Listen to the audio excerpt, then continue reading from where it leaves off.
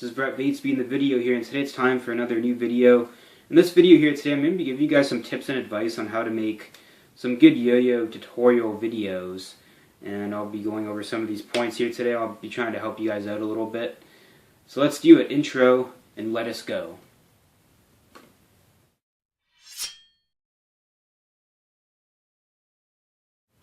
So the first tip here today, so when you're recording, so you put down your camera and you're going to record this trick, right? So you want to make sure that you're standing in the middle. So you want everything to be pretty straight and lined up. And also that, you always want the yo-yo to be in the video. Everything is in proportion, right? So you always want the yo-yo to be in the frame so people can see it. And sometimes there's going to be some exceptions. Like when you're doing tricks like around the world or something like that, the camera radius doesn't, it's not able to pick up all of that depending how far away you're standing from the camera, which is something we're going to get into a little bit later. But yeah, try and do as best as you can to keep the yo-yo in the frame, and sometimes depending, like when you're doing a suicide tutorial, I find the suicides is the one that I sometimes have trouble with, because even in freestyles and stuff, it's like, when you're doing the trapeze, you can see the suicide really well, but when you go to throw it, sometimes the top gets cut off a little bit, so people don't actually see that loop open up sometimes. And they see you catch it, but they don't really see it come around up at the top here sometimes. So that's something that has taken me a little bit of practice, is recording like suicide tricks and stuff, because the camera has to be faced up a little more so that you pick up a little bit more of that, the whole experience or whatever. And if the camera's faced up a little more, you have to kind of hold your hands up a little more so people can see the trapeze. You throw it and you catch it. Just kind of takes a little practice, but depending, what I'm trying to get into is that depending what kind of trick you're doing, the camera might have to be facing different ways. But the suicide most notably is the one that comes to mind for me. And like I said, around the world, it's kind of hard to keep that whole thing in proportion sometimes, but do what you can, And something I'd like to add on top of this is that, like I said earlier, you want to try and stand in the center of the camera. And it's something that just kind of takes practice, is you'll kind of know over time, the way your specific camera needs to face.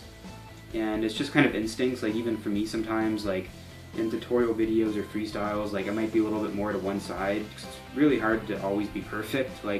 Even in this video, probably not perfect, but try and do what you can as best as you can, and yeah, hopefully it all works well for you. And I'm telling you guys right now, there's literally times I've had to re-record entire tutorials because I was too far to this side or I was too far to that side, and I'm super picky, so it's but if it's close enough, then it's I'll accept this, it's good, right? So you can't keep recording things a million times. If it's good, then keep it.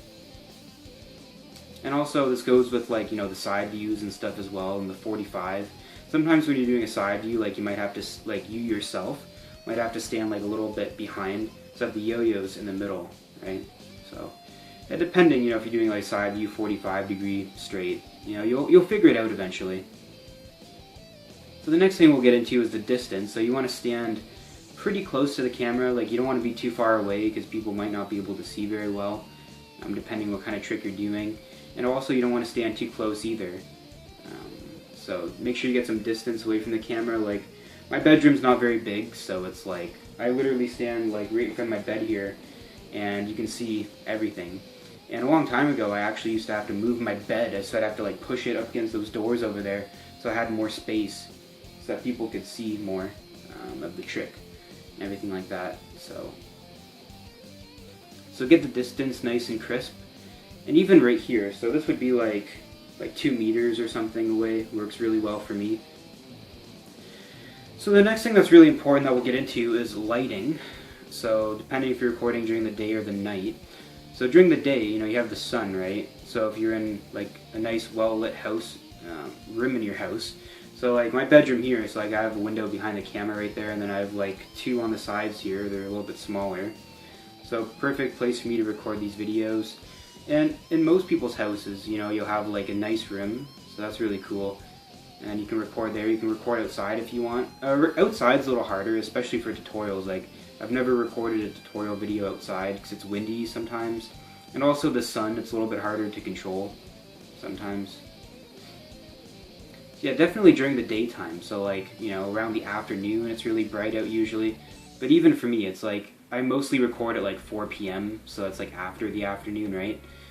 So just kind of depends. You know, you'll find that time that you like recording, and you know, record at that time. Like as long as it's not like pitch black out, you'll be fine for the most part. So, or if it's like the evening, you can still make it most times.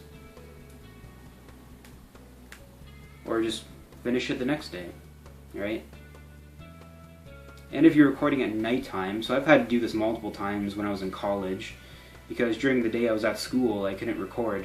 So at nighttime I would actually have to get like little lamps and then actually record like most of the combos and tutorials and stuff.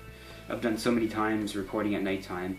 It's pretty fun actually, but it takes a little bit of time to get a good understanding of like where the lights have to be and like the equipment you need. Like it's not expensive stuff, but it's like, you know, just some of the props you need to record at nighttime, and the distance for the lights and stuff, and all of those things. And I still prefer to record during the day, but you can still get away really good with recording at nighttime, like I have so many times before. So you should try and record during the day if you can, but if you have to record at night, you can do that as well. It's always an option. So the next thing I'd like to point out here is the string color. So the color of the yo-yo string. So depending what kind of bedroom you're in, like what color, what kind of paint you have in your house, right? So any color could potentially work if you think about it, like, you know, depending what kind of paint you have in your room. You know, it's like red might work really good on green, or like, you know, it's just kind of like a color thing, right? Or like white would look really good in a darker room, you know, like brown or black color paint.